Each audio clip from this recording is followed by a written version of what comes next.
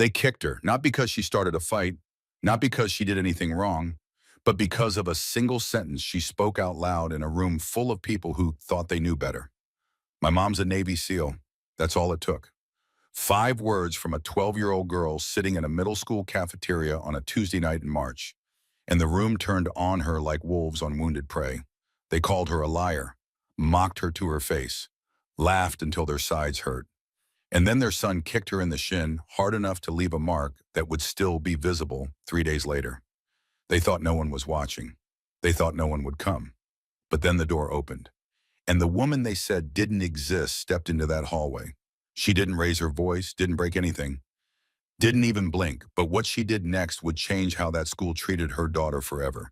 And it would teach a room full of veterans something they should have learned a long time ago. Before we show you the moment of a retired Marine realized who he just called a liar and how this Navy SEAL mother reclaimed her daughter's dignity in complete silence, you need to understand something. This story isn't about revenge. It's about precision. The overhead fluorescent lights buzz faintly in the multipurpose room of Lincoln Middle School, casting that institutional glow over plastic folding chairs and coffee-stained printouts from the PTA. It was 17:30 hours, 5:30 p.m. for everyone who'd never worn a uniform. The meeting was supposed to start at 1800, but nobody seemed to mind that they were already running behind schedule. Parents filtered in slowly. Oversized purses, tired siblings dragging their feet, thinly veiled expectations hanging in the air like humidity before a storm. Paper name tags clung to polo shirts and cardigans. Someone near the back was pouring lukewarm lemonade into styrofoam cups, the kind that would be half crushed and forgotten by the end of the night. This was Veteran Family Recognition Night, a quarterly tradition at Lincoln Middle designed to honor the military families in their community. A nice gesture, well-intentioned, the kind of thing that looks good in the school newsletter. But tonight, intention and reality were about to collide. Peyton Vance sat in the far left corner of the room, legs crossed tightly at the ankles, back straight even though the metal chair dug into her spine. She was 12 years old, small for her age, with dark blonde hair pulled into a tight ponytail that made her look even younger than she was. A manila folder lay flat across her lap, gripped so tightly her knuckles had gone white. Her eyes flicked toward the door. Once, twice, again. Still no sign of her mom. Peyton hadn't eaten much since lunch, but her stomach wasn't empty. It was full of something heavier than hunger. Pressure. The kind that builds behind your eyes when you're trying not to cry in public. Around her, other students beamed under the glow of parental pride. One girl whispered loudly to her friend about how her dad had flown in just for this event. Another boy gestured toward his father's camouflage uniform, still crisp and catching looks from every corner of the room. Everywhere Peyton looked, someone had someone. She just had a folder. A cluster of adults occupied the center right table. 4 parents who clearly knew each other too well. 2 of them were former Marines, broad-chested men with military haircuts that hadn't changed in 30 years. Their wives were louder than necessary, laughing at half-funny stories about base politics and deployment cycles and whatever administrative stunt the school had tried to pull last year. The kind of people who treated a PTA meeting like a command briefing. At the head of that table sat Brock Hendricks, 51 years old, retired gunnery sergeant, United States Marine Corps, 25 years of service, Desert Storm veteran. His jacket was covered in patches and pins, each one a story he'd told 100 times. His wife Diane sat beside him, perfectly styled hair, expensive watch, the kind of confidence that comes from being married to someone who expects deference. Their son, Anner, leaned back in his chair 2 seats over. 16, linebacker build, the kind of kid who'd never been told no by anyone who mattered. Their daughter Reagan sat scrolling through her phone, bored, waiting for this whole thing to be over. Brock glanced across the room and his eyes landed on Peyton, sitting alone. No parent beside her. He nudged his wife and tilted his head in Peyton's direction. Diane followed his gaze and smiled, not kindly. "Looks like someone got stood up again," she said, not quietly. The man next to Brock snorted into his coffee. Or mom's stuck in traffic from wherever imaginary parents drive in from." Scattered chuckles rippled through their group. Peyton didn't respond. She didn't even look over. Her fingers just tightened slightly on the folder. She'd heard this before. Different words. Same message. You don't belong here. The teacher at the front of the room clapped her hands together with an awkward smile. Miss Patricia Henley, 53 years old, 26 years teaching middle school. Well-meaning but chronically overwhelmed by everything from budget cuts to parent egos. Okay, everyone, if we could all take our seats, we'll go ahead and begin our quarterly Veteran Family Recognition event. She smiled too widely. Students, thank you so much for joining us tonight. You're all very brave for sitting through this. Polite laughter. Peyton didn't move.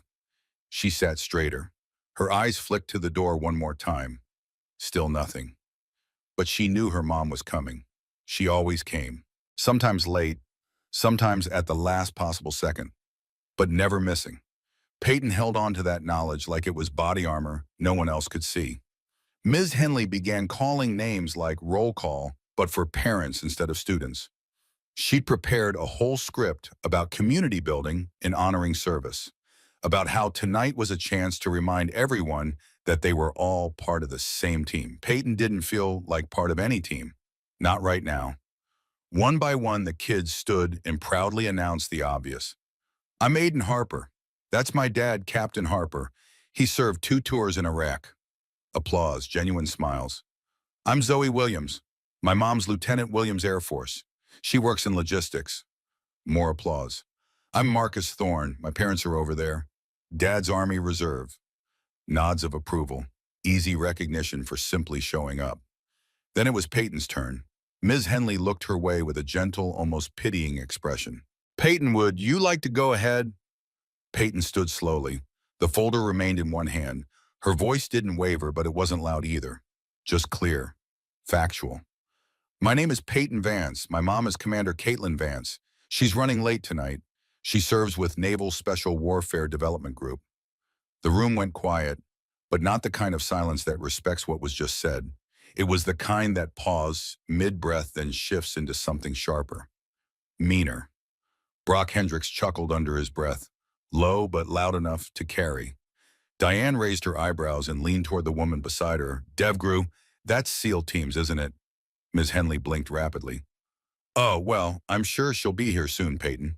But the comment had already landed like a stone in still water. Wait, Brock said louder now. He wasn't laughing anymore. He was leaning forward, elbows on the table, looking directly at Peyton. Did you just say your mom's a SEAL? Peyton met his eyes. Yes, sir. Diane tilted her head with exaggerated sympathy. Sweetheart, there are no women in SEAL teams. I think maybe you're confused about what your mom does. Another parent chimed in from across the room. She probably works on base, administration maybe. Those jobs are important too. Brock shook his head slowly, still staring at Peyton. Kid, I respect what you're trying to do here, honoring your mom's service. But claiming she's a SEAL operator, that's not a thing. And frankly, it's disrespectful to the men who actually earned that trident. Peyton's jaw tightened. Her voice stayed calm. She is a SEAL. She's an operator. Tanner snorted from his seat. Next, she's going to say her mom parachutes into war zones and defuses bombs. Laughter erupted. Not from everyone, but from enough people that it felt like the whole room. Ms. Henley held up her hands, trying to regain control. Okay, let's all just... But Brock wasn't done. He stood now, walking slowly toward Peyton's table. Not aggressive, just confident. The way men move when they're used to being right. Peyton, I served 25 years in the Marine Corps. I know how this works. Women can serve. Women can do incredible things in the military. But SEAL teams, that's a different level. It requires a physical standard that... He stopped himself, choosing his words carefully. It's just not something women are built for. So either your mom told you a story to make you feel special, or you misunderstood what she does. Either way, it's okay to admit that. Peyton opened her folder with shaking hands. She pulled out a photograph. Her mom in desert camouflage, face clear, standing in front of a helicopter. Other faces in the photo were blurred. Redacted. She held it up. Brock took it, examined it closely. His wife leaned over his shoulder. Could be photoshopped, Diane said dismissively. Could be a costume, Brock added. You can buy BDUs at any surplus store. Peyton pulled out another page. A certificate. Bronze Star. awarded to Lieutenant Commander Caitlin Vance for actions under fire in Helmand Province, Afghanistan, 2014. Brock stared at it longer this time. His expression shifted, just slightly, but then he shook his head. This could be forged. I'm not saying it is, but anyone with a printer and some creativity, she's not lying. Peyton's voice cracked just slightly. She's really a SEAL. Brock handed the papers back. Honey, I'm sure your mom does important work, but this, he gestured at the folder, this isn't real, and the sooner you accept that, the easier things will be. He turned and walked back to his seat. The room resumed its low hum of conversation. A few parents whispered to each other. Some looked at Peyton with pity, others with thinly veiled annoyance. Ms. Henley cleared her throat. Let's move on, shall we? Next we have... But Peyton wasn't listening anymore. She sat down slowly, clutching her folder against her chest. Her throat felt tight. Her eyes burned. Not because she doubted her mom, but because no one else believed her. The meeting broke for a 10-minute stretch at 1845, a chance for parents to refill their coffee, for kids to escape into the hallway that connected the multi-purpose room to the main classroom wing. The murmur of adult conversation spilled into the corridor, mixing with the clatter of lockers and the squeak of sneakers on old floor wax. A few students wandered toward the vending machines. Others checked their phones in corners where teachers couldn't see. Peyton slipped out quietly. She didn't want coffee, didn't want snacks. She just wanted space. She found a bench halfway down the hall, near the lost and found bin, across from a poster about anti-bullying that felt more like decoration than policy. She sat down, pulled her knees up slightly, and tucked her folder against her chest. If she made herself small enough, maybe the attention would fade. It didn't. The Hendricks family stepped into the hallway with the kind of loud confidence people use when they're sure no one will correct them. Brock's voice carried as he talked to another dad about base contracts and military budgets. Diane laughed too loudly at something that wasn't funny. Tanner and Reagan trailed behind, talking to each other, pointing at things that didn't matter. Brock spotted Peyton immediately. There's our storyteller, he said, not cruelly, almost gently, like he was talking to a confused child. Diane smirked. Still no mom, I see. Maybe she's swimming here from Coronado and got tired halfway. Tanner laughed under his breath as they approached. Peyton stood. She intended to walk away, to find another hallway, another bench, anywhere else, but Diane shifted just enough to block her path. It looked accidental. It wasn't. Whoa there, sweetheart, Diane said. Tone sweet, eyes sharp. No need to rush off. Peyton's pulse quickened. I just need to... Brock crouched slightly, bringing himself closer to eye level. Let's hear it again. Just for us. Say your mom's a SEAL. Go ahead. Peyton's voice came out barely above a whisper. She is. Tanner flicked the edge of her folder with 2 fingers. Casual. Careless. The folder tumbled from Peyton's hands. Papers fanned across the tile floor like feathers scattering in wind. The photograph of her mom. The Bronze Star certificate. A progress report from school. A permission slip. All of it spread across the dirty hallway floor. Oops, Tanner said flatly. Clumsy. Peyton dropped to her knees immediately. She gathered the papers with small shaking hands. Didn't ask for help. Didn't look up. Brock stood over her, arms crossed. If your mom was really a SEAL, you wouldn't fall apart this easy. Diane added, maybe she's supply staff. Kids exaggerate. It's normal. Peyton tried to stand, but Reagan drifted into her path, smiling, thin and cold. Say it again, Reagan demanded. Say your mom's a Navy SEAL. I don't want to, Peyton said quietly. Brock crouched again, invading her space. Because it's a lie, kid. It's not, Peyton whispered. Tanner nudged her shin with his sneaker, light, pointed, testing boundaries. Peyton flinched. She didn't cry out, just pulled back slightly, breath-catching. No one from the staff noticed. The hallway was a blind spot. Doors closed, adults distracted. One of those rare corners where cruelty could grow without witnesses. Peyton hugged her folder to her chest and whispered again, barely audible. Please stop. They laughed, all of them. Not loud, just enough to make sure she heard. And somewhere down that hallway, footsteps echoed. Quiet, steady, deliberate. Someone was coming. Peyton crouched on the cold tile floor, gathering her scattered papers one by one, careful not to let her hands shake, careful not to show her face. The page with her science grade was creased now, folded at an ugly angle. She tried smoothing it against her knee. It didn't help. Tanner still stood over her, phone in hand, recording.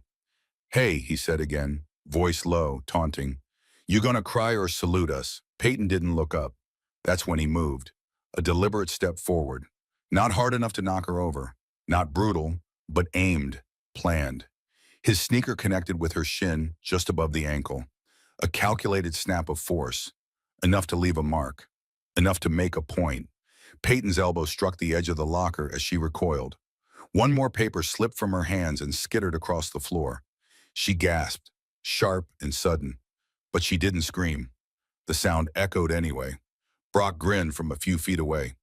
If she was really a SEAL's kid, she'd take a hit better than that. Diane chimed in with mock concern. "Maybe lying makes you weak." Laughter followed. Even Reagan smirked, arms folded, watching like this was entertainment. Peyton sat frozen, legs pulled in, folder clutched against her chest like a life preserver. The pain in her shin bloomed fast, dull heat spreading outward. She pressed the sleeve of her jacket to her eyes. "Stop," she whispered. "Please stop." But that only fueled them. Diane stepped closer. "Or what, Peyton, you gonna call in the SEALs gonna tell your imaginary mom to rappel through the ceiling?" Another chuckle, another nudge of a shoe. Not a kick this time, just a mock push, like she was a piece of luggage in the way. From somewhere down the corridor, a student passed and kept walking. Eyes locked ahead, ears pretending not to hear. Then Tanner raised his phone higher, screen lit, camera pointed directly at Peyton's face. "Let's get this on video," he said, grinning. "Caption it, 'When fake SEAL kids cry.'" Peyton curled forward slightly, turning away, but she didn't shield herself. Didn't want to give them that satisfaction. She just wanted the night to end. Behind them, footsteps sounded. Quiet, steady. Someone noticed the shift in the air first. Not because of volume, but because the rhythm changed. The door at the end of the hallway eased open. No announcement, no fanfare. But Tanner's phone slowly lowered.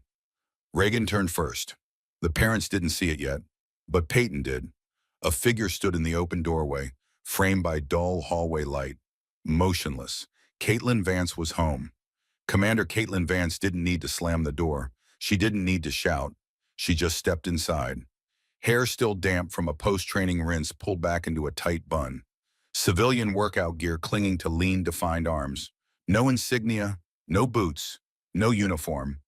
Just a plain charcoal gray zip hoodie, navy blue tactical pants, and the kind of eyes that never stop scanning a room. She saw her daughter first. Not the bruises, not the papers scattered across the floor, not the phone recording.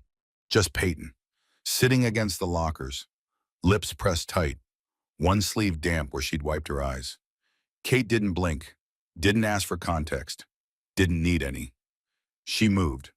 Not rushed, not slow, measured, controlled. She crouched next to Peyton and placed one hand gently on her shoulder. "Hey," she said quietly, voice soft, steady. "You okay?" Peyton nodded once, but her chin trembled. Kate's voice dropped even lower. "What happened?" Peyton whispered, barely audible. "They said you weren't real." Kate's jaw set, but she didn't react. She glanced down, saw the shoe mark on Peyton's shin, the scattered pages, the crumpled folder. "Are you hurt?" she asked. Peyton gave the faintest nod. "Just my leg. It's okay." Kate exhaled once through her nose. Slow, controlled. Then she stood.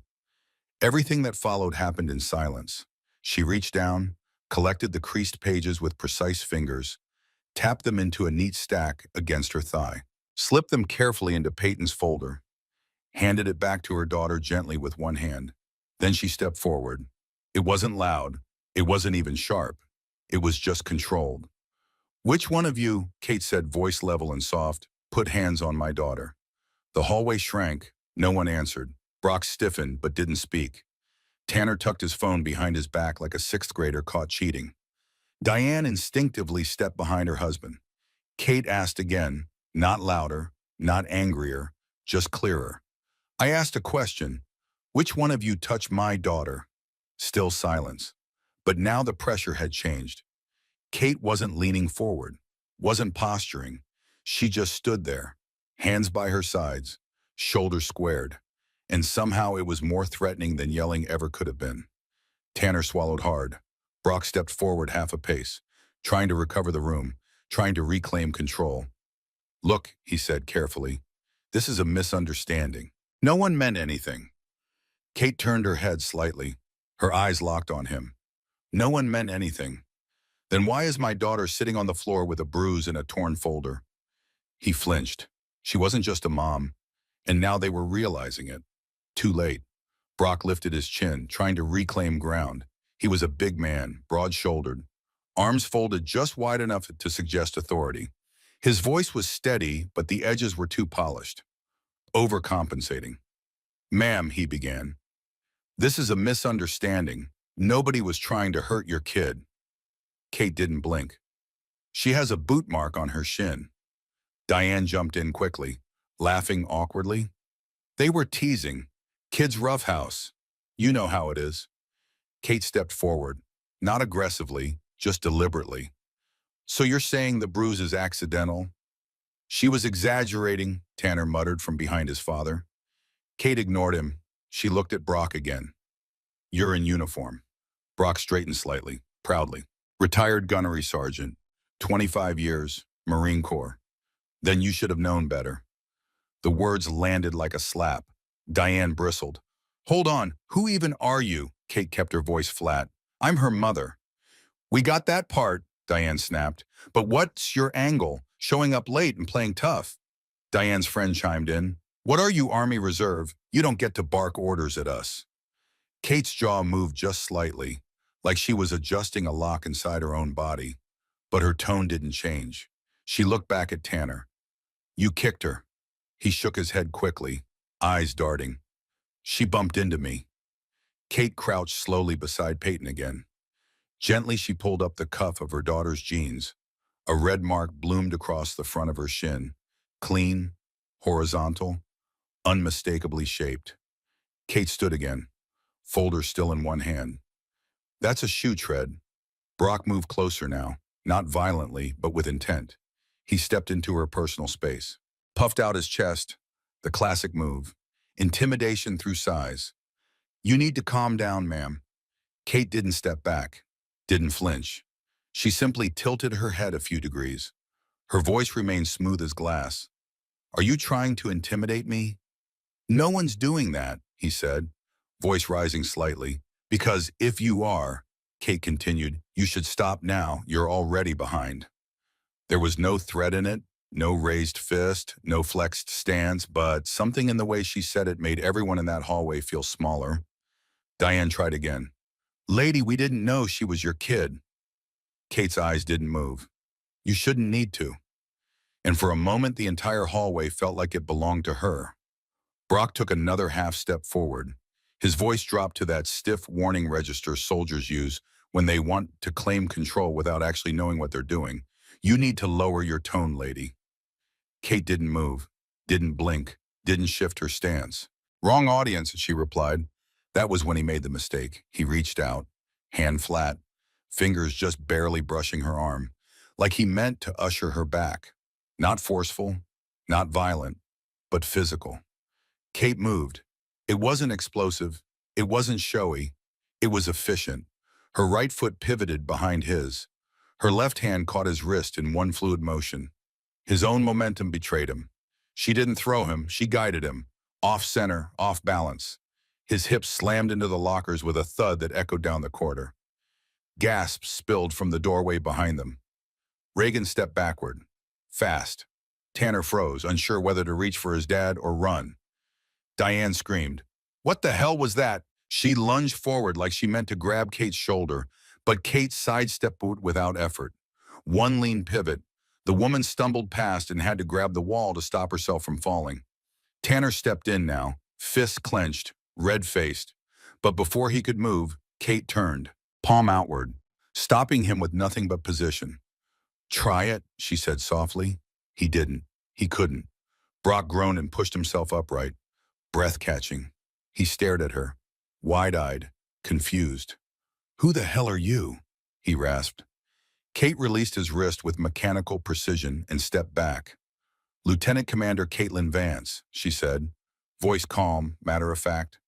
"United States Navy, Naval Special Warfare Development Group, 20 years on record, currently attached to SEAL Training Command." Silence swallowed the hallway. Even the fluorescent lights seemed to dim under the weight of what she just said. Diane's mouth opened, but no words came. Tanner's hands dropped to his sides like he'd just realized they didn't matter anymore. Brock stared, processing, recalculating everything he thought he knew. Kate didn't gloat, didn't sneer, didn't puff her chest. She simply turned, walked back to her daughter, and crouched beside her again. "You okay?" she asked. Peyton nodded, staring, not in fear, in awe, because the woman who walked into that hallway wasn't the myth they'd all mocked. She was real, and now they all knew. A door burst open behind them. Fast, urgent. Miss Patricia Henley stepped out first, clipboard still in hand, her practiced smile already gone. She'd heard the impact, heard the gasps, and the second she saw who was standing where her pace changed from casual to urgent. Principal David Oakes followed right behind her, 58 years old, 32 years in education. He'd seen fights before, seen parent confrontations, seen every flavor of school drama that existed. But the tableau in front of him now made him stop mid-stride. Brock Hendricks against the lockers, one hand on his ribs, face flushed. His wife Diane leaning against the opposite wall, breathing hard. Their son Tanner standing frozen with his phone still clutched behind his back. And a woman he'd never seen before crouched calmly next to Peyton Vance, checking her daughter's shin with the clinical precision of a field medic. Behind Oakes came Deputy Marcus Barnes, school resource officer, 51 years old, 23 years with the Sheriff's Department, former Navy. He'd served on a destroyer in the late 90s, seen 2 deployments, then transitioned to law enforcement when his knees gave out. Barnes took one look at the scene and his training kicked in immediately. "Everyone step back," his voice cut through the hallway like a blade. "Separate." Now, Kate stood slowly, hands visible, non-threatening posture. She'd been through enough de-escalation training to know exactly how this looked from the outside. Brock pushed off the locker, still catching his breath. His voice came out louder than he intended, angrier. "She attacked me. I want her arrested." Barnes held up one hand, calm but firm. "Sir, I need everyone to stop talking, right now." Master Chief Garrett Sullivan appeared in the doorway behind them. 71 years old, retired SEAL. He lived 2 doors down from Kate, and Peyton had been checking in on the girl since she was 6 years old. He'd followed the Hendricks family into the hallway 5 minutes ago, standing just out of sight, watching, waiting to see if he'd need to step in. He hadn't needed to. Now he spoke, voice low, authoritative. "Deputy Barnes, I witnessed the entire exchange." Barnes turned, recognized Sullivan immediately. They'd crossed paths at veteran events before. "Master Chief?" Sullivan stepped forward. He grabbed her first. She defended herself. Proportional response. Clean. Brock's head snapped towards Sullivan. "Charlie, what the hell? You're seriously taking her side?" Sullivan didn't even look at him. He kept his eyes on Barnes. "I'm not taking sides. I'm stating facts." He initiated physical contact. She responded. Self-defense. Diane found her voice, shrill, desperate. "That's not what happened. She came in here aggressive, threatening our son." Kate's voice cut through, calm, measured. "Your son kicked my daughter. That's assault and battery of a minor. Everything I've done since entering this hallway has been in response to that." Ms. Henley stammered, trying to regain some semblance of control. "Let's all just... Everyone calm down and we can talk about this in the office." Barnes raised his hand again. "No, we're doing this by the book." He looked directly at Kate. "Ma'am, I need you to identify yourself." Kate reached slowly into the front pocket of her hoodie. Movements deliberate, non-threatening. She produced a black leather credential wallet. She opened it. 4 credentials. Military ID, DOD access card, NAV spec war badge, top secret clearance. She handed the wallet to Barnes without a word. Barnes examined each credential carefully. His expression shifted, just slightly, but enough that everyone watching could see it. He'd spent 4 years in the Navy. He knew what legitimate DOD credentials looked like. The weight of the cardstock and the embedded security features, the holographic seals, these weren't fake. He looked up at Kate, met her eyes. Commander Vance. She nodded once. Barnes handed the wallet back. His tone changed, respectful. Understood, ma'am. Brock stared. What? What is that? Barnes turned to him. She's confirmed active duty, Naval Special Warfare Command. That's impossible, Diane said. But her voice had lost its edge. Now it just sounded confused. Kate slipped the wallet back into her pocket. Deputy Barnes, I'd like to file a formal incident report. My daughter was verbally harassed, had her property destroyed, and was physically assaulted. There's video evidence. She looked at Tanner. On his phone. Tanner's face went white. Barnes extended his hand. Son, I need your phone. Now. Tanner looked at his father. Brock said nothing. Tanner handed over the phone. Unlocked it. Barnes swiped through the recent videos. Found it. Pressed play. The audio was clear. Tanner's voice taunting Peyton. The sound of papers scattering. Peyton's quiet plea to stop. Then the unmistakable thud of a kick connecting. Peyton's gasp. Barnes stopped the video. His jaw tightened. This is evidence. I'm confiscating this. You can't just, Diane started. Barnes cut her off. Ma'am, this video shows your son committing assault on school property. I absolutely can confiscate it. Principal Oakes finally found his voice. Everyone, staff room, now we're taking formal statements from all parties. Brock opened his mouth to protest, then stopped, because he was staring at Kate again. Really looking at her this time. Not at her clothes, not at her gender. At her face, something clicked. His expression changed. Confusion giving way to recognition. Then disbelief. Then something that looked almost like fear. Wait, he said slowly. Vance, Caitlin Vance. Kate met his eyes, said nothing. Brock took a step closer. Not aggressive this time. Cautious. Helmand Province, 2014. Kate's expression didn't change. Brock's voice dropped to barely above a whisper. You were there, you were the... He stopped, looked at Sullivan, then back at Kate. You were the widow. The hallway went silent again. But this time it was different. This wasn't the silence of mockery. This was the silence of realization. Kate still said nothing. Brock sat down heavily on the bench Peyton had been sitting on minutes before. He put his head in his hands. Oh God, he muttered. I called you a liar. Diane looked between her husband and Kate, completely lost. Brock, what are you talking about? Brock didn't answer her. He just sat there, shoulders slumped, the fight completely gone out of him.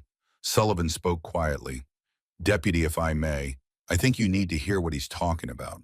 Barnes nodded. I'm listening. Sullivan looked at Kate. She gave the slightest nod. Permission. Sullivan turned back to Barnes. October 12, 2014. Helmand Province, Afghanistan. A Marine rifle squad was pinned down by a Taliban sniper operating from a ridgeline at approximately 1,200 meters from their position. They'd been taking fire for 40 minutes. 2 wounded, running low on ammunition. Air support was 17 minutes out. He paused. Commander Vance was on overwatch from an adjacent position. The shot wasn't just difficult, it was by most standards impossible. 1,247 meters. High crosswind, elevated target. She took the shot, eliminated the spotter. 11 seconds later, she took a second shot, eliminated the primary sniper who'd repositioned. Both confirmed kills. The Marines were extracted without further casualties. Barnes stared at Kate. 1,247 meters. Kate's voice was quiet. 1249. Laser rangefinder confirmed post-action. Brock looked up. His eyes were red. Sergeant Castillo, that was his squad. Kate nodded once. First Squad, 2nd Platoon Echo Company. He told me, Brock said, voice breaking slightly. He said an angel saved them, said the shot was impossible, said whoever made it was the best operator he'd ever seen. He looked at Kate. He never knew your name. It was classified. They just called you the widow. Kate's jaw tightened, just slightly. My husband had been killed 7 months prior. IED, Northern Helmand. I kept his call sign. The weight of that settled over the hallway like snow. Diane was staring at her husband now. Brock, are you saying she's... Brock nodded. She's the real deal. Everything she said, everything her daughter said. He looked at Peyton. Kid, God, I'm so sorry. Peyton didn't respond. She just looked at her mother. Kate placed a hand on her daughter's shoulder. Gentle, protective. Then she looked at Principal Oakes. I want a formal incident report, she said. Statements from all witnesses. That video preserved as evidence. And I want the school's proposed action plan in writing by Monday morning. Oakes nodded quickly. Absolutely. Commander, will handle this appropriately. Kate's eyes moved to Tanner. The boy couldn't meet her gaze. You kicked my daughter. Do you understand what you did? Tanner's voice was barely a whisper. Yes, ma'am. Do you understand why it was wrong? He nodded, still not looking up. Kate's voice didn't rise, didn't sharpen. Then you'll have an opportunity to make it right, but not tonight. Tonight you answer for what you did. She turned to Barnes. Deputy, I'm not pressing criminal charges at this time, but I want this documented. If there's any retaliation, any further contact with my daughter, I will pursue full prosecution. Are we clear? Barnes nodded. Crystal clear, ma'am. Kate looked at Peyton. Can you walk? Peyton nodded. Then let's go give our statements. And then we're going home. They walked down the hallway together. Kate's hand still on Peyton's shoulder. Master Chief Sullivan followed a few paces behind. A silent honor guard. Behind them, the Hendricks family stood in the wreckage of their own assumptions. And for the first time in a very long time, Brock Hendricks understood what it felt like to be completely, utterly wrong. The staff room at Lincoln Middle School was designed for collaboration. Round tables, motivational posters about teamwork. A whiteboard still covered in notes from a curriculum meeting earlier that week. Tonight it felt like an interrogation room. Principal Oakes had separated everyone into different corners. Kate and Peyton sat at one table with Deputy Barnes. Master Chief Sullivan sat nearby, still serving as witness. The Hendricks family occupied another table across the room with Ms. Henley, who looked like she wanted to be anywhere else on Earth. Barnes had his notepad out. Official. By the book. Commander Vance, he began, I need you to walk me through what happened from the moment you entered the building. Start to finish. Take your time. Kate's voice was clinical, precise. No emotion, just facts. I arrived at the school at 1847 hours. I was delayed due to training obligations at Coronado. I entered through the main entrance, proceeded to the multi-purpose room. The meeting was in progress. I observed my daughter sitting alone. I took a seat in the back to avoid disruption. She paused. At approximately 1852, the meeting broke for intermission. I watched my daughter exit to the hallway. I waited 30 seconds, then followed. When I entered the corridor, I observed the following: my daughter on the floor gathering scattered papers. 4 adults standing over her. 2 juveniles, one of whom was holding a phone in recording position. My daughter appeared distressed. I observed a visible contusion forming on her right shin. Barnes wrote quickly, What happened next? I approached my daughter, conducted a preliminary welfare check. She confirmed she'd been kicked. I collected her belongings, returned them to her, then addressed the adults present. I asked who had touched my daughter. No one responded initially. Mr. Hendricks then stated it was a misunderstanding. I indicated that my daughter had visible injury and asked again. He approached me, entered my personal space, made verbal statements indicating I should lower my tone. Barnes looked up, and then he initiated physical contact, placed his hand on my left forearm. I perceived this as an attempt to physically move me or restrain me. I responded with a defensive technique. Kode Geishi wrist control with Tai Sabaki pivot. He lost balance and made contact with the lockers. I immediately released him and stepped back. Mrs. Hendricks then moved toward me aggressively. I sidestepped. She stumbled, but was not injured. At that point, you and Principal Oakes arrived. Barnes finished writing, looked at Sullivan. Master Chief, does that match what you observed? Sullivan nodded. Completely. I was approximately 15 feet away. I had followed the Hendricks family into the hallway because I observed their son harassing Miss Vance during the meeting. I witnessed Mr. Hendricks initiate physical contact. Commander Vance's response was controlled, proportional, and defensive in nature. No excessive force, no intent to injure. Barnes turned to Peyton, his voice softened. Peyton, can you tell me what happened before your mom arrived? Peyton's voice was quiet but steady. Tanner kicked me. They were all saying my mom wasn't a SEAL, that I was lying. Tanner knocked my folder out of my hands. The papers went everywhere. I tried to pick them up. Then he kicked my shin. Did he say anything when he kicked you? Peyton thought for a moment. He said if my mom was so tough, I should be able to take a hit better. Barnes wrote that down. And the video on his phone, do you know what he was recording? He said he wanted to get me crying on video for TikTok. Barnes's expression darkened. He looked at Oakes. We need to preserve that video as evidence. I've already secured the phone. I'll need parental consent to review the full contents. Oakes nodded. You'll have it. Across the room, Brock sat with his head down. Diane next to him, arms crossed, face tight. Tanner looked like he wanted to disappear. Reagan scrolled through her own phone, trying to pretend none of this was happening. Ms. Henley cleared her throat. Mr. Hendricks, I need to ask, did you witness your son kick Peyton? Brock didn't look up. No, we were talking. I didn't see it. But you were present when the confrontation with Commander Vance occurred. He nodded. I was there. And you did initiate physical contact with her. Long pause. Then quietly. Yes. Diane's head snapped toward him. Brock ate there. He held up a hand. Diane, stop. Just stop. She closed her mouth, but her eyes stayed angry. Oakes stood, formal now. Mr. and Mrs. Hendricks, based on the statements and video evidence, I'm implementing the following actions effective immediately. Tanner will be suspended for 5 school days. He will be required to complete a behavioral intervention program. He will issue a formal written apology to Peyton, and he will be placed on disciplinary probation for the remainder of the academic year. Diane started to object. Brock put a hand on her arm.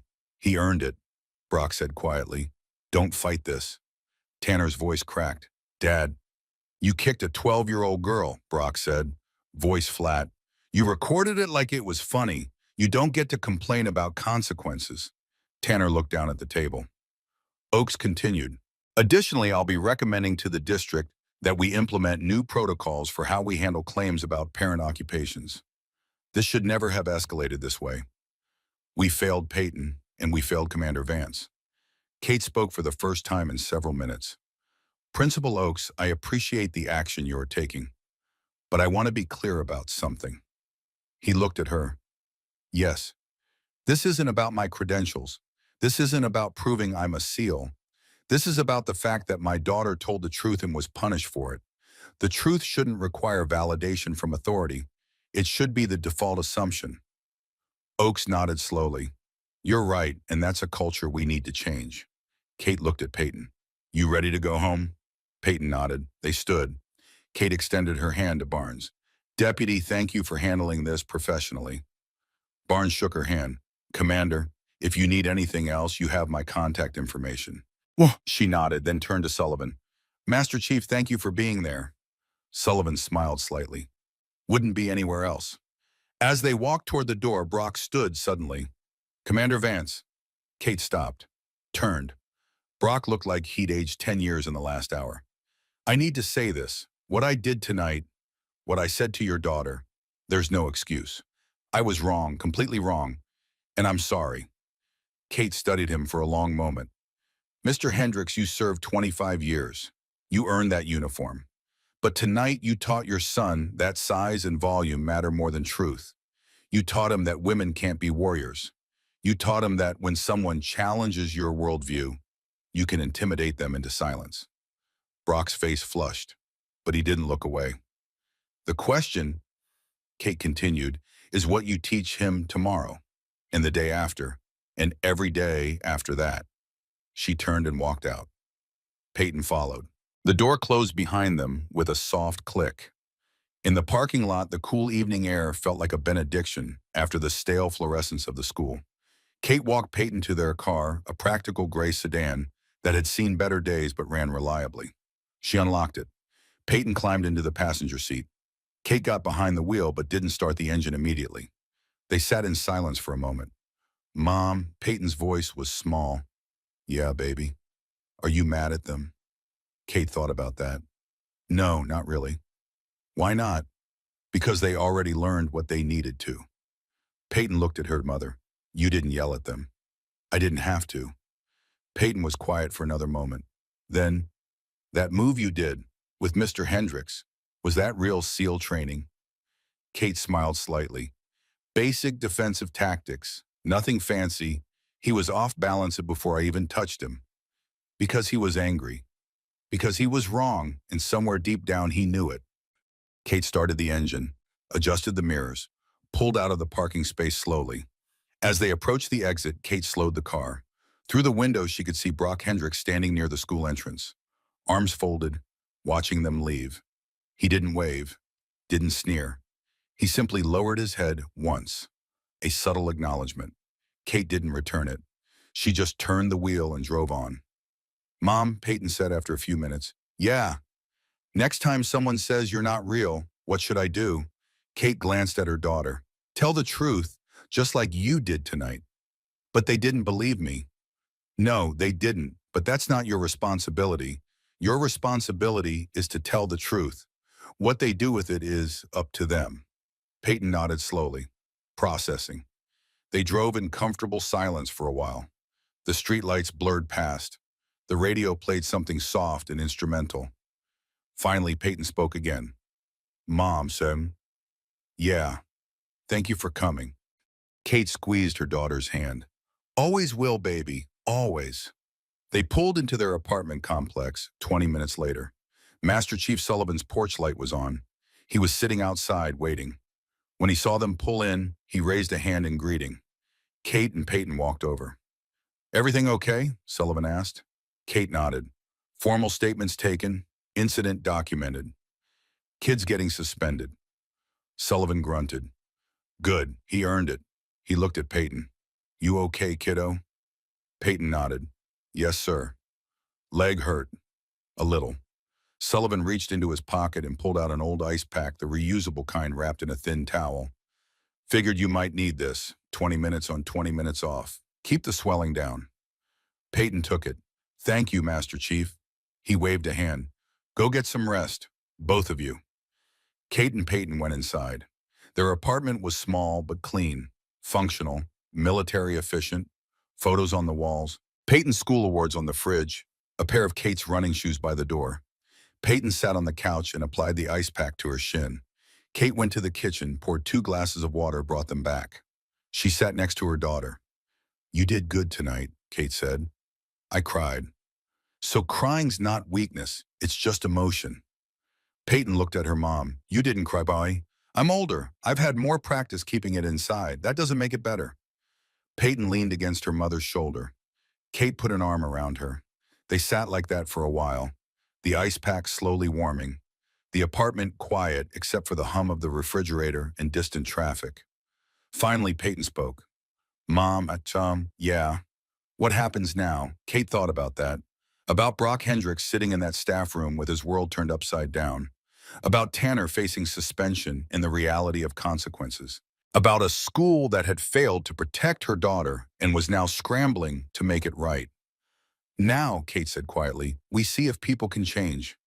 Do you think they will? I don't know, but we gave them the chance, Peyton nodded. And in the soft light of their small apartment, mother and daughter sat together, safe, whole, and ready for whatever came next. The call came at 06:30 Monday morning. Kate was already awake 3 miles into her daily run along the beach near Coronado. Her phone buzzed against her arm. She slowed to a walk, checked the screen. Principal David Oakes, she answered. Commander Vance. His voice was formal, careful.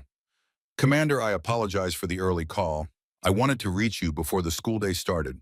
I have the incident report and proposed action plan ready for your review. Would you be available to meet this morning? Kate checked her watch. She had weapons qualifications at 0900. I can be there at 0745. That works. Thank you, Commander. She finished her run at a slower pace, mind already shifting through what needed to happen next. This wasn't about revenge, never had been, but it was about making sure Peyton could walk into that school without fear, without having to prove her mother's existence every single day. By the time Kate showered and changed into civilian clothes, Peyton was awake, sitting at their small kitchen table, eating cereal. The bruise on her shin had darkened overnight to a deep purple. "How's it feel?" Kate asked. "Sore, but okay." Kate poured coffee. "I'm meeting with Principal Oakes this morning. You're staying home today. I'll call the school." Peyton looked up. "Am I in trouble?" "No, but I want to make sure everything's handled before you go back. Master Chief Sullivan will check on you while I'm gone." Peyton nodded, didn't argue. That was one thing military kids learned early. Trust the plan. Kate arrived at Lincoln Middle at 0743. The parking lot was mostly empty, a few teachers arriving early, custodial staff. The building had that hollow echo it always did before students flooded in. Principal Oakes met her at the main entrance. He looked like he hadn't slept much. Dark circles under his eyes. Tie slightly crooked. "Commander, thank you for coming." He led her to his office. A cluttered space. Too many filing cabinets. Student artwork on the walls. A coffee maker in the corner that looked like it had been running continuously since 1995. He handed her a folder. Thick. Official. Kate opened it. Incident report. 14 pages. Witness statements from Sullivan Barnes and 3 students she hadn't known were watching. Video evidence log with timestamps. Tanner Hendricks' disciplinary action plan, including mandatory counseling and probation terms. School-wide policy revisions. She read through it methodically, checking every detail, every consequence, every safeguard they'd put in place. When she finished, she looked up. "This is thorough, and it's fair." Oakes nodded. "We take this seriously, Commander. What happened to Peyton was unacceptable. And the way we handled her initial claims about your service was, frankly, it was discriminatory. We assumed she was lying because we couldn't imagine a woman in your position." Kate's expression didn't change. "What are you doing to fix that?" He pulled out another document. "New protocols, effective immediately. Anytime a student's claim about a parent's occupation is questioned, we verify through official channels before making any determination. No more assumptions, no more public challenges. And the staff, mandatory training, implicit bias, military family support. We're bringing in consultants from the Base Family Services Center." Kate studied him. "Mr. Oakes, I appreciate the action you're taking. But I need to know this isn't just about avoiding a lawsuit." He met her eyes. "Commander, I've been in education for 32 years. I've made mistakes, a lot of them. But what happened Friday night?" He stopped, collected himself. "Your daughter sat in that room and told the truth. And we punished her for it. Not officially, but socially, emotionally. We let other parents tear her down because we were too cowardly to verify facts. That's on me, and I'm not okay with that." Kate nodded slowly. "Then we're on the same page."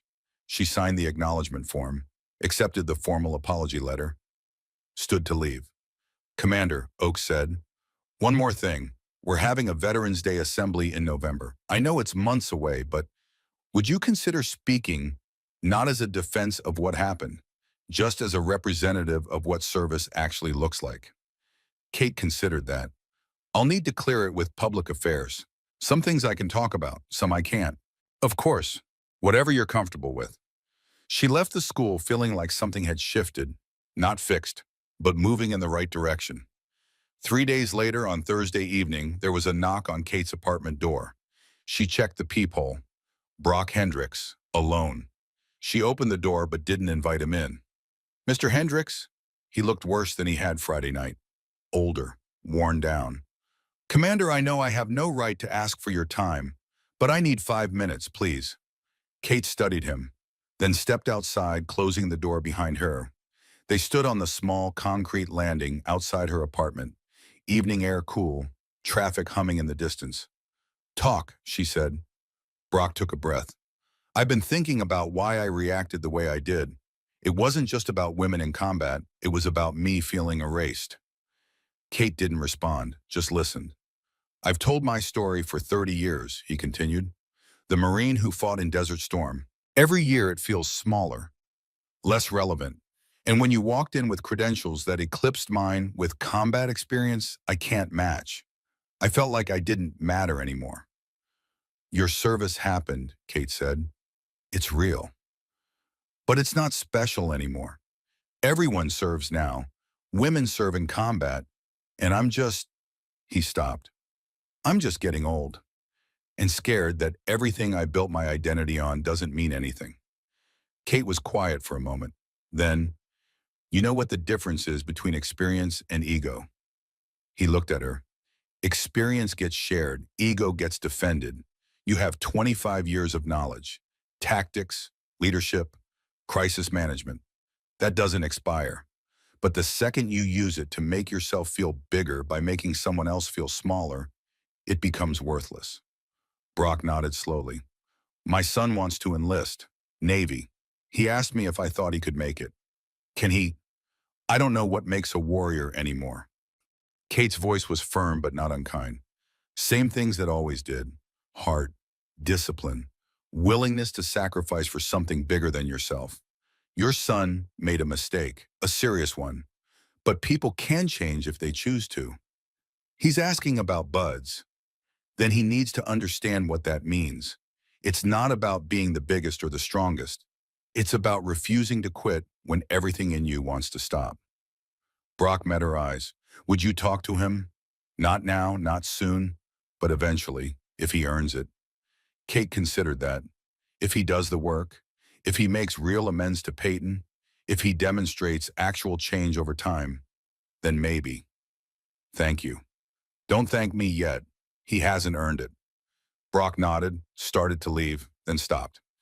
Commander, one more thing. That shot in Helmand, 1249 meters. I looked it up. That's in the top 10 longest confirmed kills in the war. You saved 6 Marines, including Sergeant Castillo, who's now a staff sergeant with 3 kids. They're alive because of you. Kate's expression didn't change. They're alive because they didn't quit. I just gave them the chance. Brock left. Kate went back inside. Peyton was doing homework at the kitchen table. Who was that? She asked. Mr. Hendricks, apologizing again. Do you believe him? Kate thought about that. I believe he's trying. Whether he succeeds is up to him. The next week passed quietly. Peyton returned to school Wednesday. Kate had walked her in that first morning just to make sure. A few stares, some whispers, but also nods of respect. And no one questioned her anymore. Tanner Hendricks was still on suspension. His seat in Peyton's social studies class empty. Friday afternoon, Kate received an email. From Brock. Subject line, no reply needed. She opened it. It was a photo. Tanner running, 5 a.m. by the timestamp. Full ruck on his back, soaked in sweat, face red, but still moving. The message below read, Day 6, he's doing the work. Thank you for the chance. Kate didn't reply, but she saved the photo. 2 weeks after the incident, there was a knock on the apartment door. This time it was Tanner. Brock stood behind him on the landing, but far enough back to make it clear this was his son's moment. Kate opened the door. Tanner looked different, thinner, tired, humbled. Commander Vance, he said, voice quiet. I know I don't deserve your time, but I wrote something in for Peyton, and I wanted to ask if I could give it to her. Kate looked past him at Brock. The older man said nothing, just gave a slight nod. Wait here, Kate said. She went inside. Peyton was reading on the couch. Someone here for you. Peyton looked up, worried. It's okay. He wants to give you something. You don't have to accept it. You don't have to say anything, but I'll be right there. Peyton stood, walked to the door slowly, Kate beside her. Tanner held out an envelope, plain white, her name written on the front in careful handwriting. Peyton White, I can't undo what I did. I kicked you, I mocked you, I recorded it like it was funny, and I'm sorry, really sorry. This letter explains everything I'm doing to make sure I never become that person again. You don't have to forgive me. I just needed you to know I'm trying. Peyton took the envelope, didn't open it, just held it. Tanner looked like he wanted to say more, then thought better of it. He nodded once, turned and walked away with his father. Kate closed the door. Peyton stood there, envelope in hand. Do you want to read it? Kate asked. Peyton thought for a moment. Not yet, maybe later. She set it on the kitchen counter, went back to her book. Kate watched her daughter, 12 years old, already learning that forgiveness was complicated, that people could change, but you didn't have to make it easy for them. She was learning to be strong in a different way than Kate had taught her. And Kate was proud of that. The weeks rolled into months. Spring became early summer. School continued. Peyton's bruise faded. The incident became part of school history rather than current crisis. Tanner returned from suspension different, quieter. He joined the Navy JROTC program, started running in the mornings, lost the swagger that had made him dangerous. He and Peyton didn't become friends, but they could exist in the same hallway without tension. In late May, Peyton came home with a flyer. "School's doing a 5K fundraiser," she said, "for wounded veteran services. Tanner's running it." He asked if we wanted to participate. Kate looked at the flyer. "Do you want to?" Peyton shrugged. "Maybe, if you run with me." "I can do that." They registered. The race was on a Saturday morning in early June. Warm but not hot. Clear skies. The course wound through the neighborhood around the school. 243 people participated. Parents, students, teachers, community members. Kate and Peyton ran together. Kate could have finished in under 20 minutes easily, but she stayed with her daughter, matching her pace, encouraging her when the hills got steep. They crossed the finish line in 38 minutes, Peyton breathing hard, but smiling. Tanner finished ahead of them, 26 minutes. He'd lost 30 pounds since March, built muscle, looked like a different person. After the race, there was a small ceremony. Principal Oakes spoke about the importance of supporting veterans, about how the school had learned hard lessons this year about respect and verification and not making assumptions. He invited Kate to say a few words. She hadn't prepared anything, but she stepped up to the microphone anyway. "My daughter told the truth," Kate said, "and she was punished for it, not by policy, but by people. People who couldn't imagine that truth looked different than what they expected." She paused, looked out at the crowd, saw Brock and Diane Hendricks, saw Tanner standing with the other JROTC kids, saw Peyton sitting with Master Chief Sullivan. "The military taught me a lot of things. How to shoot, how to survive, how to lead under pressure, but the most important thing it taught me was this. Never assume you know someone's capability based on what they look like. Verify, test, observe. And if you're wrong, have the courage to admit it." She stepped back from the microphone. Brief applause. She didn't need more than that. After the ceremony, families dispersed. Kate and Peyton were walking back to their car when Tanner approached. Brock was with him, but again hanging back. "Miss Vance," Tanner said to Peyton, "I just wanted to say thank you for running today. It means a lot that you participated." Peyton nodded. "You ran really fast." "I've been training every morning." "Your mom said Buds is about not quitting. I'm trying to learn what that means." Peyton looked at her mother. Kate gave a slight nod. Peyton turned back to Tanner. "I read your letter, the one you gave me." Tanner's expression shifted. Nervous. "Yeah, you said you were sorry and that you're trying to be different." "I am. I really am." "Okay, I believe you." Tanner looked like he'd been given something he didn't deserve. "Thank you." Peyton walked to the car. Kate lingered for just a moment. "Commander," Tanner said, "I know I have a long way to go, but if I keep doing the work, if I qualify for Buds someday, would you write a letter of recommendation, not for who I was, but for who I'm trying to become?" Kate studied him. "You keep running, keep training, keep proving you've changed. And when you're ready to apply, we'll talk." His face broke into the first genuine smile she'd seen from him. "Yes, ma'am, thank you."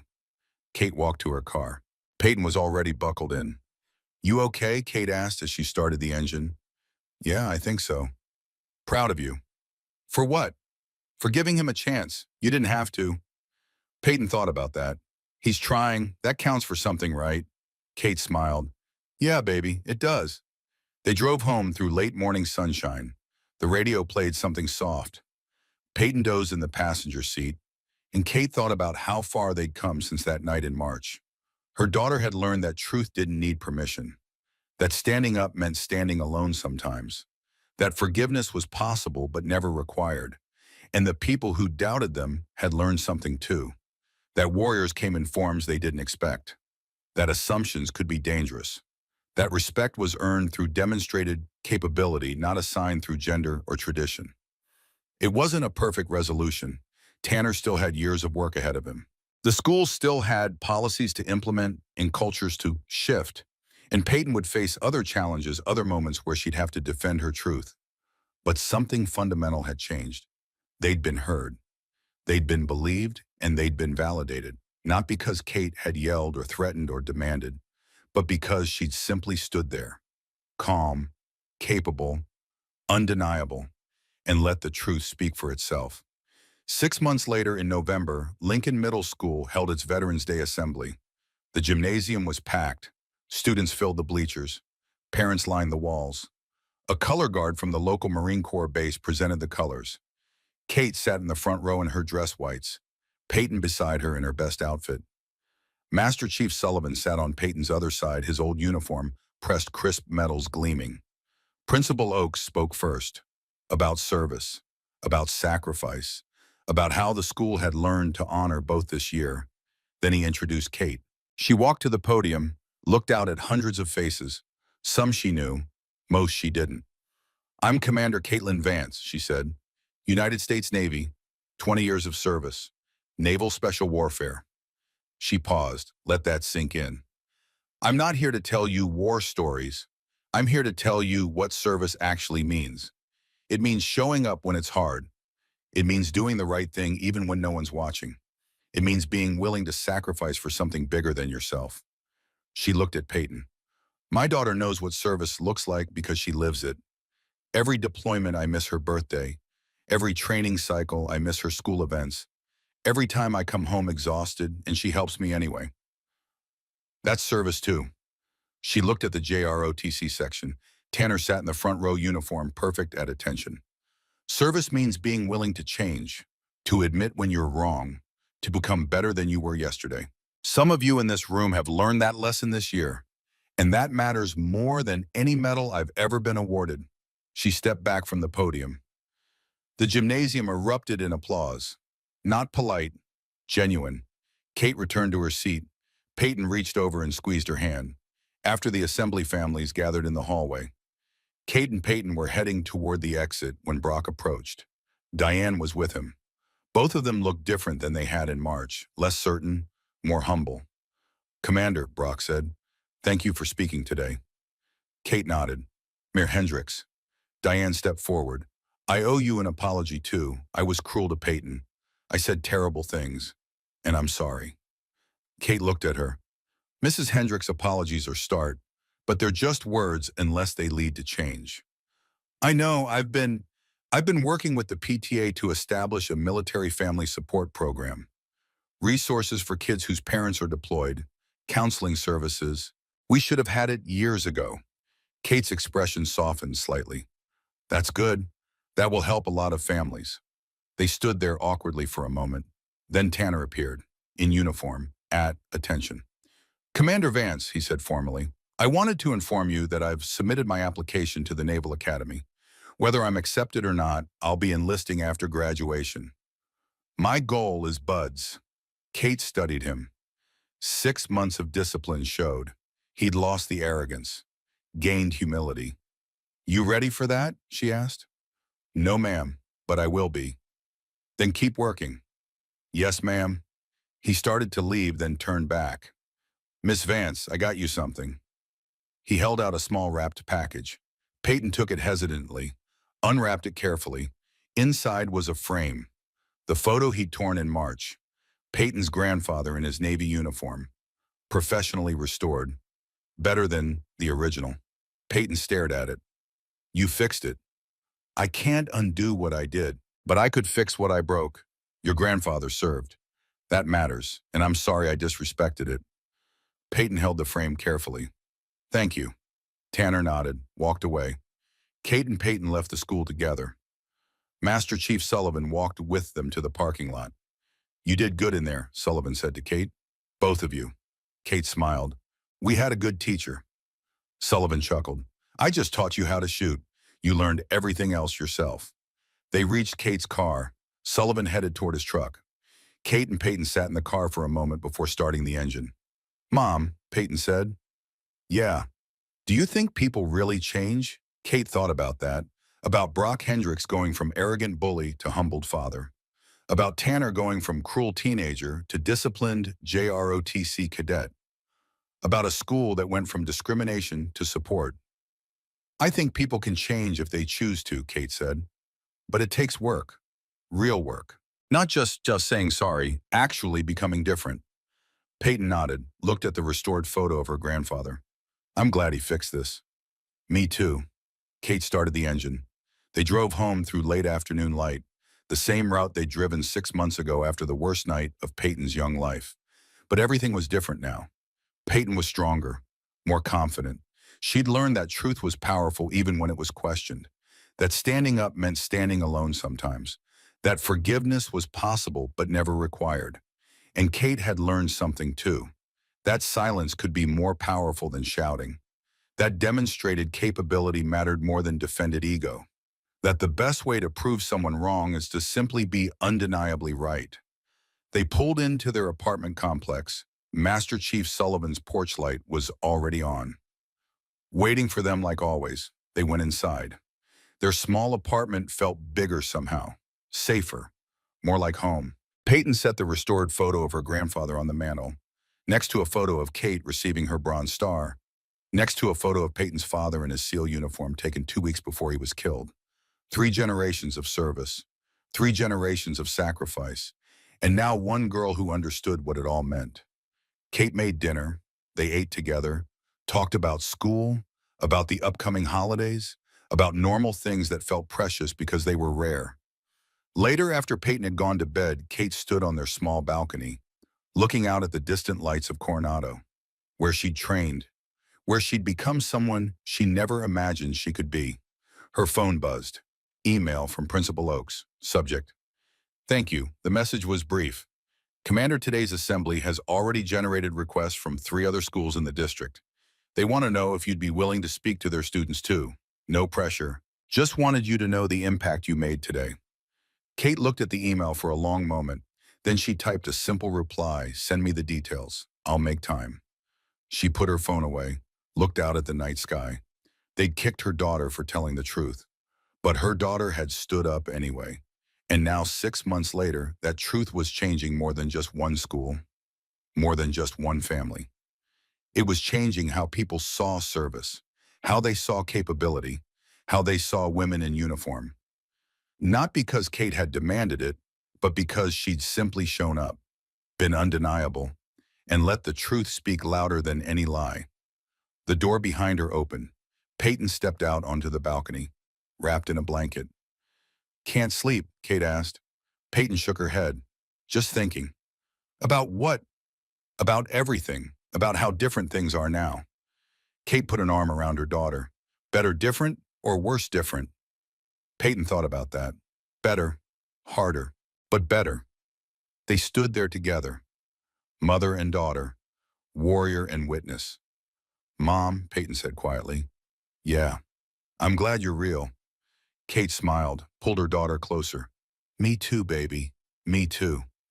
And in the quiet darkness of a California night, 2 people who'd been called liars stood together in undeniable truth, stronger for what they'd survived, ready for whatever came next. Because they'd learned the most important lesson of all. The truth doesn't need permission. It just needs someone brave enough to speak it, and someone strong enough to stand behind it, no matter what. So